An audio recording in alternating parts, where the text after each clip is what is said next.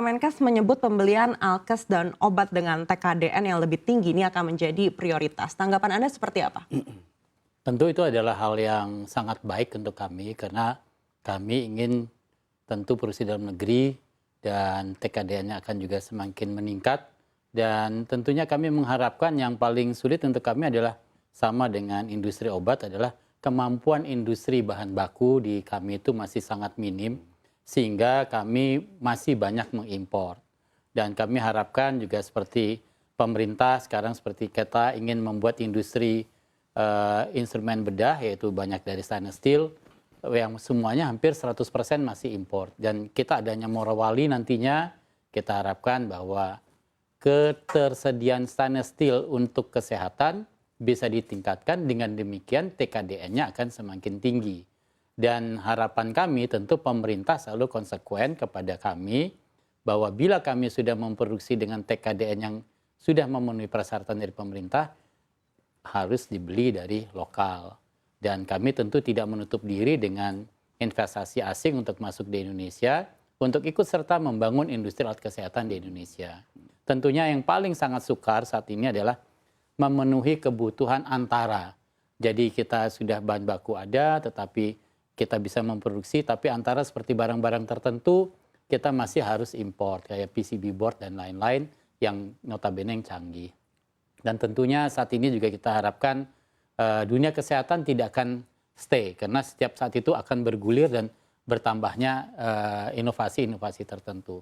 Yang terpenting juga selain bukan TKDN saja yang kita harapkan akan disoroti, tetapi bagaimana juga setelah kita memproduksi dengan TKDN tinggi itu, dari pemerintah tetap akan mengambil produk-produk kita yang sudah kita sesuaikan dengan apa yang pemerintah kehendaki. Dengan demikian ketahanan nasional terhadap alat industri kesehatan akan bertambah kuat. Jadi kalau kita ada epidemi lagi atau apapun juga, kita tidak usah tergantung dari dunia luar. Demikian. Baik, kita akan beralih ke Pak Ben. Pak Ben, pemerintah tengah menyiapkan tax holiday juga untuk bisa mendukung industri kesehatan tanah air. Tanggapan dari Anda seperti apa? Menurut saya itu yang sebenarnya kayak kami semua ya, yang sudah kita tunggu-tunggu dari rumah sakit, juga mungkin industri farmasi dan lab gitu. Karena salah satu impian yang kita harapkan adalah agar pasien-pasien Indonesia tidak keluar negeri gitu. Tetapi yang salah satu kadang-kadang kita sulit untuk kita menjadi tantangan kita semua, yaitu dari segi biaya dan juga dari segi berapa kita bisa men-charge pasien kita terhadap pelayanan kita.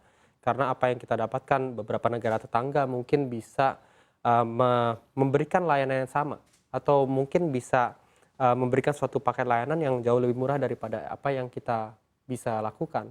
Dan kadang-kadang kita sudah berhitung sedemikian rupa, tetapi kita juga bingung bagaimana di sana bisa. Apakah itu mungkin dari segi cost yang lebih murah, atau mungkin segi peralatan medis yang juga lebih murah. Maka dari itu menurut saya untuk kita sebagai pelaku industri yang sosial ya, untuk kebutuhan masyarakat luas, itu yang mungkin sangat kita butuhkan saat ini. Baik, artinya kalau memang sudah ada tax holiday ini, Anda bisa menjamin harga di dalam negeri ini akan setara dengan negara lain? Ya, semoga bisa. Baik, kita akan beralih lagi ke Pak Vincent. Pak Vincent, Kemenkes mengklaim industri vaksin Indonesia ini naik hingga 400%. Apakah benar demikian? Angka 400% itu mungkin tidak persis seperti itu ya, Mbak Anke. Tetapi pada waktu pandemi, memang para industri yang sudah melakukan industri vaksin di Indonesia tentunya bisa memproduksi dengan jauh lebih banyak. Jadi itu pasti. Artinya memang itu merupakan sesuatu hal yang wajar karena vaksin itu dibutuhkan pada waktu pandemi. Memang masyarakat kadang-kadang mengatakan bahwa wah kalau zaman pandemi ini enak dong industri farmasi. Obat-obat ataupun vaksin yang dipergunakan untuk artinya untuk vaksin maupun obat antiviral memang meningkat. Tetapi jumlah obat yang dijual di Indonesia itu yang sekian ratus bukan semuanya untuk virus.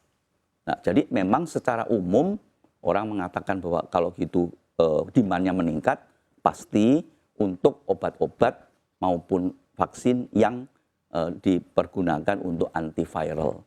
Sedangkan obat-obat yang lain kelihatannya tidak meningkat seperti yang dipikirkan begitu.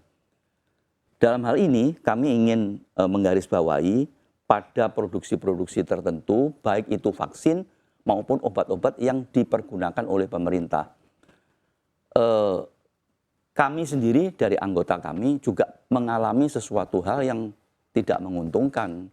Karena setelah diproduksi sekian banyak, baik vaksin maupun untuk obat virus, ternyata virusnya sendiri stop gitu kan. Sehingga masih banyak stok yang tersisa. Nah inilah problem yang memang kita harus hadapi. Tapi kita tahu bahwa kita memang harus menyediakan.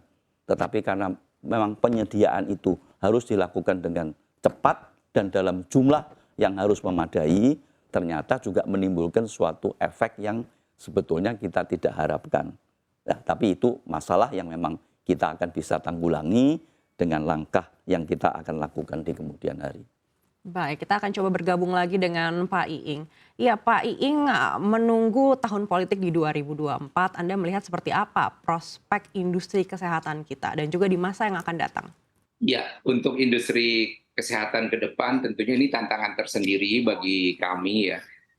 Terus untuk memperbaiki agar pasien-pasien itu tadi tidak berobat keluar. Tentunya memang tantangan yang terbesar bagi kami adalah bagaimana menciptakan banyak SDM, terutama dokter spesialis, tenaga paramedis, tenaga kesehatan lainnya.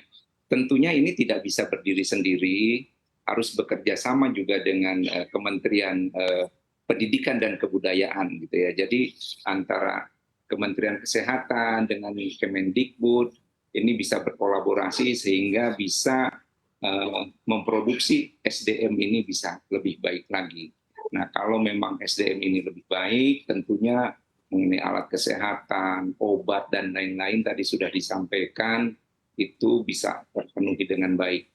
Ya. Jadi ini PR terbesar bagi kami, bagaimana SDM ini bisa merata, tentunya kompetensinya juga baik, terus mungkin apakah nanti di undang-undang itu teman-teman yang sekolah di luar ini bisa beradaptasi lebih cepat sehingga mereka mampu ataupun berpraktek di fasilitas-fasilitas kesehatan. Ini tantangan tersendiri di 2024, kita optimis bahwa kita bisa lebih maju lagi. Baik, kita beralih ke Pak Ben. Pak Ben, menuju tahun politik 2024, apa sih yang menjadi harapan untuk industri kesehatan dan Anda lihat prospeknya ini di masa yang akan datang akan seperti apa? Mungkin singkat saja Pak Ben. Ya, kalau menurut saya prospeknya itu sangat baik karena industri kesehatan tentunya adalah kebutuhan pokok bagi masyarakat. Dan seiringnya ekonomi Indonesia harapannya selalu bertumbuh, tentunya kebutuhan dan keinginan atas pengalaman atau kesehatan yang lebih baik akan meningkat juga. Jadi harapannya saya dan tentunya pasti semua pelaku industri kesehatan adalah agar kita bisa bersatu untuk bisa memberikan layanan kesehatan yang lebih baik daripada yang di luar negeri dan juga tentunya dengan harga-harga atau biaya yang lebih murah tentunya. Baik, kita beralih ke Gakeslab, Pak Kartono mungkin boleh jelaskan harapannya seperti apa untuk tahun politik 2024 dan juga di masa yang akan datang untuk industri kesehatan? Tentu kita melihat bahwa mengacu dan transformasi kesehatan dan sesuai Undang-Undang 17 tahun 2003 Omnibus yang baru-baru ditetapkan, kedua acuan ini tentu menjadi landasan untuk mengembangkan industri alat kesehatan. Berapa data yang kita dapatkan juga bahwa kita ada peningkatan dari bandingan tahun 2019 dengan sekarang kita ada peningkatan 64%. Jadi sangat besar sekali, maka menunjukkan industri kesehatan tetap akan relevan dan menarik karena pertumbuhan yang sangat besar dan juga pemerintah sudah mengacu pada layanan untuk 9 penyakit prioritas khususnya kanker jantung, stroke dan urinary atau KJSU di level rumah sakit provinsi dan memberikan juga angin segar terhadap permintaan alat kesehatan. Tentunya Indonesia yang jumlah penduduk terbanyak nomor 4 di dunia akan merupakan market yang sangat luas untuk alat kesehatan, mengingat sampai saat ini Indonesia baru memiliki rumah sakit 3.126.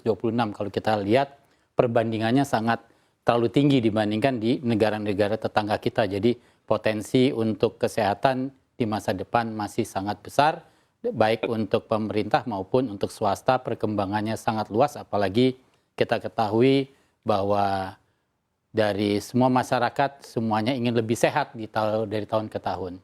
Jadi saya rasa di sini dukungan pemerintah kami sangat harapkan agar kita bisa dapat memproduksi alat kesehatan di dalam negeri lebih baik lagi dan semua diserap oleh dalam negeri juga, tidak lagi membeli dari luar negeri. Kita sudah hampir 70% bisa diproduksi di dalam negeri. Demikian harapan kami untuk pemilu yang akan datang.